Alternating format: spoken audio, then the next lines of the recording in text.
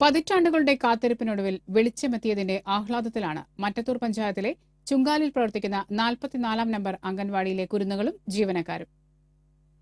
3.5 പതിറ്റാണ്ട് പഴക്കമുള്ള അംഗൻവാടിയിലെ ഇരുട്ടകറ്റാൻ അധികാരികൾ മുൻകൈയെടുക്കാതെ വന്നപ്പോൾ രക്ഷിതാക്കൾ മുൻകൈയെടുത്താണ് ഇവിടേക്ക് വെളിച്ചമെത്തിയത്. മുൻ മന്ത്രി ലോനപ്പൻ നമ്പാടൻ 1978 ഉദ്ഘാടനം ചെയ്തതാണ് ചുങ്കാലിലെ അംഗൻവാടി.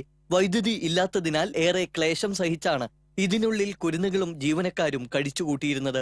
കഴിഞ്ഞ വേനലിൽ അനുഭവപ്പെട്ട കൊടുംചൂടിൽ കുരുന്നുകൾ വാടിത്തളർന്നത് രക്ഷിതാക്കളെ ഏറെ വേദനിപ്പിച്ചു.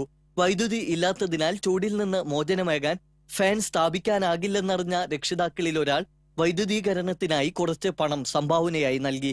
ഇതിൽ നിന്ന് പ്രചോദനം ഉൾക്കൊണ്ട് കൂടുതൽ രക്ഷിതാക്കളും നാട്ടുകാരും സംഭാവന നൽകാൻ മുന്നോട്ട് വന്നു. ഇങ്ങനെ സ്വരൂപിച്ച തുക വിനിയോഗിച്ചാണ് അംഗൻവാടിയിലെ വൈദ്യുതീകരണ ജോലികൾ പൂർത്തിയാക്കിയത്. കഴിഞ്ഞ ദിവസം ഇവിടെ കണക്ഷനും ലഭിച്ചു. വേനൽ രൂക്ഷമാകുന്നതിനു മുമ്പ് ഇവിടെ ഫാൻ സ്ഥാപിച്ച് കുരുന്നുകൾക്ക് അത്യുഷണത്തിൽ നിന്ന് സംരക്ഷണം നൽകാനുള്ള പരിശ്രമത്തിലാണ് രക്ഷിതാക്കളെന്ന് അംഗൻവാടി വെൽഫെയർ കമ്മിറ്റി അംഗം ബാബു ജോൺ പറഞ്ഞു. TC വിനോസ്, കൊടകര.